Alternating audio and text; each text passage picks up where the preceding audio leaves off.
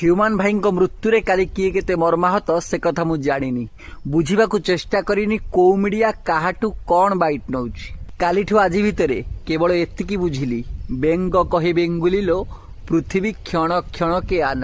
ଯୋଉ ମିଡିଆ ଦିନେ ହ୍ୟୁମାନ ଭାଇଙ୍କୁ ପ୍ରଶ୍ନବାଣରେ ଆଘାତ କରୁଥିଲା, ଆଜି ସେ ମିଡିଆ ତାଙ୍କ ଶେଷ ଯାତ୍ରାର ଲାଇଭ୍ କଭରେଜ କରୁଛି କେବଳ ତା ଚ୍ୟାନେଲର ଟିଆରପି ପାଇଁ। ଆଉ ଗୋଟେ ବଡ ବଦଲାବ ଦେଖିଲି ତାଙ୍କ ସ୍ତ୍ରୀ ହ୍ୟୁମାନ ଭାଇଙ୍କ ମୃତ ଶରୀରର ମୁଣ୍ଡ ପାଖରେ ସେ ବସିଥିଲେ। କାଶ ସେ ବଞ୍ଚିଥିଲା ବେଳେ ଆସିଥାନ୍ତେ କି, ତାଙ୍କ ପତ୍ନୀ ପଡ଼ିଆର ମର୍ଯ୍ୟାଦା ରଖିଥାନ୍ତେ କି, ଥରେ ଖାଲି ତାଙ୍କ ପିଠି ଥାପୁଡ଼େଇ କହିଥାନ୍ତେ କି ହା କିଛି ହବନି ମ, ତମେ ଜମା ବ୍ୟସ୍ତ ହୁଅନି। ଆ ଭିତରେ ଦି ତିନିଟା ଦୃଶ୍ୟ ମତେ ଭାରି ଆଘାତ କରିଛି ବନ୍ଧୁ।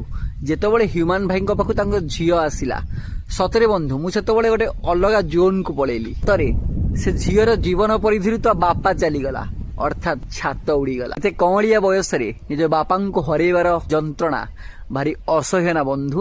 ଆଉ ଗୋଟେ ଦୃଶ୍ୟ, ଅନୁଭବ ଭାଇ ହ୍ୟୁମାନ ସାଙ୍ଗଙ୍କ ମୃତ ଶରୀରକୁ ଗେଲ କରୁଛନ୍ତି। ତାଙ୍କର ପ୍ରତ୍ୟେକଟି ଫିଲ୍ମରେ ହ୍ୟୁମାନ ଥିଲା ତାଙ୍କର ପ୍ରଥମ ପସନ୍ଦ। ବୋଧହୁଏ ଅନୁଭବ କରିଥିଲେ ବିଦାୟ ବେଳରେ ଚୁମା ଠାରୁ ଶ୍ରେଷ୍ଠ ପାଉଣା ଆଉ କିଛି ଅନ୍ତତଃ ହେଇ ନପାରେ। ଶେଷ ଦୃଶ୍ୟ ଥିଲା ତାଙ୍କ ମାଙ୍କର, ଯୋଉଠି ସେ ବଡ ପାଟିରେ ଚିଲେଇକି କହୁଥିଲେ ହ୍ୟୁମାନ ତମେ ଧୋକେବାଜ।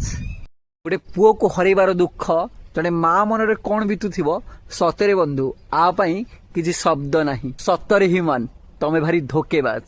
ଧୋକେବାଜ ହେଇନଥିଲେ ଏତେ କମ୍ ବୟସରୁ ତମେ ଆମକୁ ଛାଡିକି ଯିବାର ନଥିଲା। ସମସ୍ତଙ୍କ ଷ୍ଟାଟସରେ ତମରି ଫଟୋ, ସମସ୍ତଙ୍କ ଟ୍ୟାଗଲାଇନରେ ତମରି କଥା, ଏତେ ଘୋ ଘା ଆଉ ଖୁବ୍ କମ୍ ଦିନ ମଧ୍ୟରେ କମିଯିବ। ଗୀତ ହିଁ ତମକୁ ଅମର କରିଦେଲା ହ୍ୟୁମାନ। ତମେ ବଞ୍ଚିଥିବ ସେତେ କାଳ, ସୂର୍ଯ୍ୟ ଚନ୍ଦ୍ର ଥିବେ ଯେତେ କାଳ।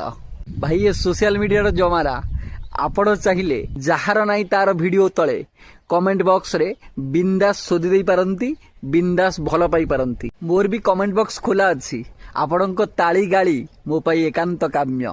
ଭିଡିଓ ଭଲ ଲାଗିଲେ ଲାଇକ୍ କରିବେ, କମେଣ୍ଟ କରିବେ, ସେୟାର କରିବେ। ରହୁଛି, ଜୟ ଜଗନ୍ନାଥ।